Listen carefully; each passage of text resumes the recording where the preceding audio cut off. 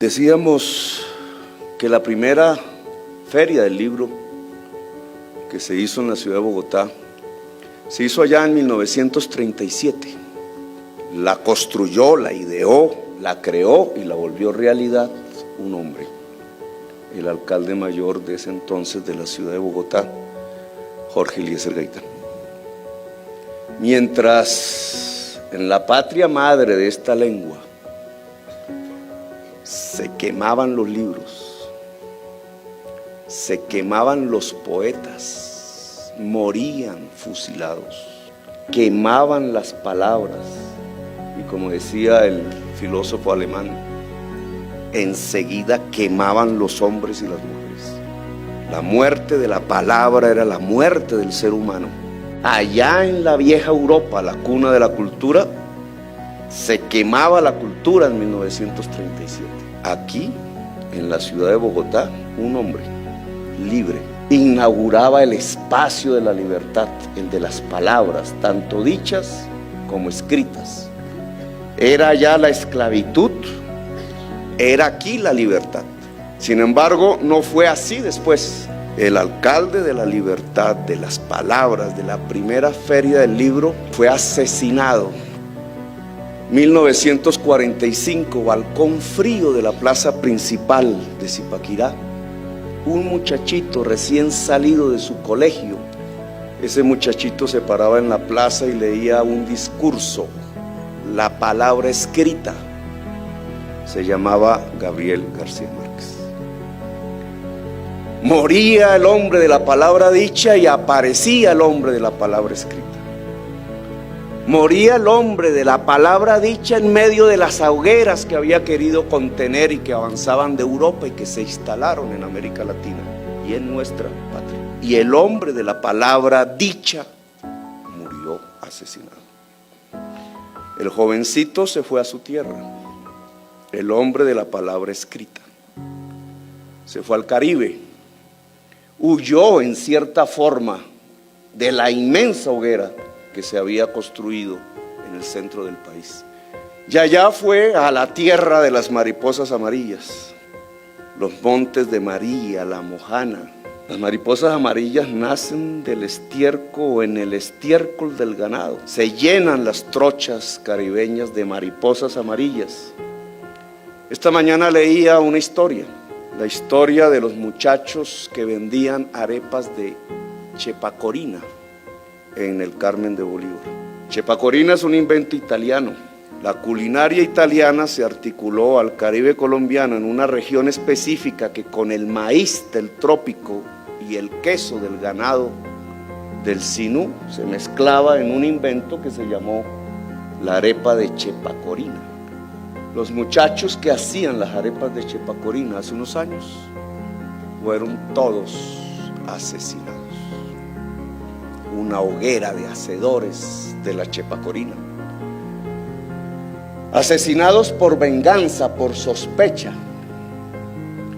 Y los contadores de cuentos se iban hacia los montes de María, más arriba, entre las trochas llenas de mariposas amarillas, a contarle a las aldeas cómo habían matado a los muchachos que hacían las arepas de chepacorina, los paramilitares. Hombres viejos, ajados por el sol, bajo esos sombreros hechos de palma, encima de asnos, de burros, de aldea en aldea, llevando los cuentos de la verdad. Así antaño, cuando llegó el joven, después de dar su discurso en la plaza de Zipaquirá, conmemorando, alegres por la caída del fascismo en Europa, así en medio de esos contadores de historia fue creciendo las historias que él volvió sublimes en sus libros.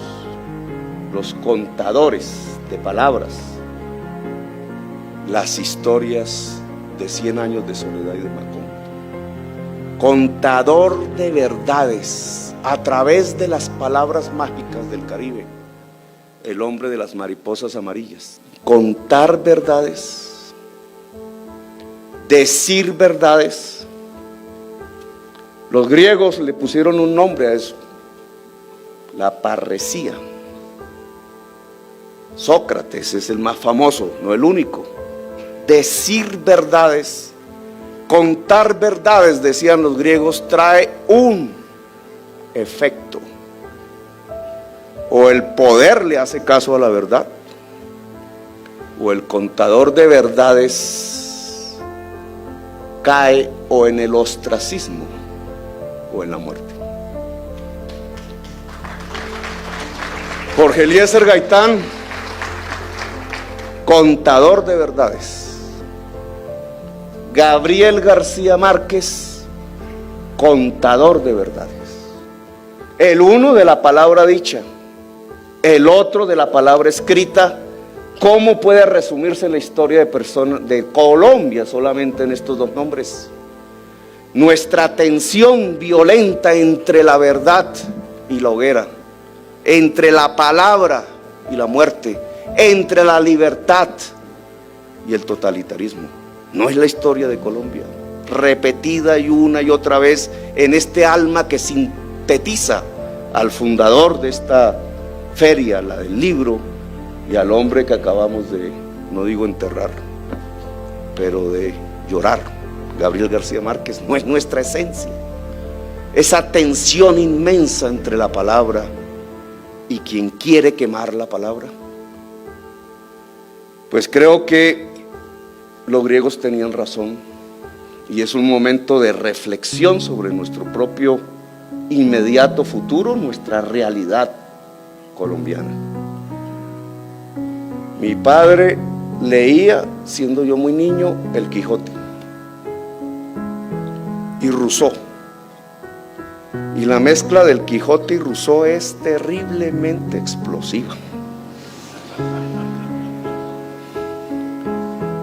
Y después yo mismo, por seguir el ejemplo de un lector en mi casa, leí 100 años de soledad. Y tengo que decir que el segundo libro después de 100 años de soledad fue La ciudad y los perros. Y después, ahorrándome la plata del almuerzo que me daban para ir a la universidad, me compré Conversación en la Catedral y me hice revolucionario.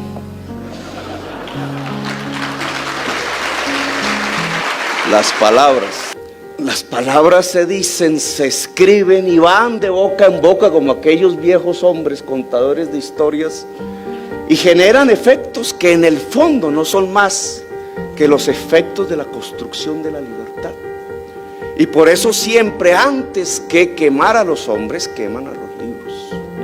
Por eso siempre tratan de extinguir la palabra primero, la escrita y la dicha.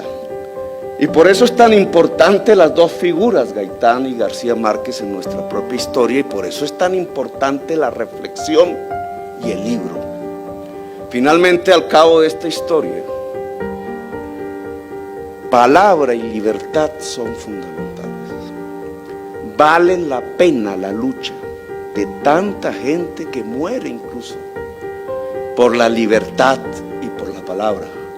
La libertad de decir, la libertad de pensar, la libertad de ser, la libertad de existir, la libertad del ser humano, que en las palabras es que se vuelve carne, yo diría, que después se vuelven luchas sociales y políticas y conflictos quizás, pero en donde siempre hay que detener el que quema el libro y siempre hay que aplaudir el que construye la palabra.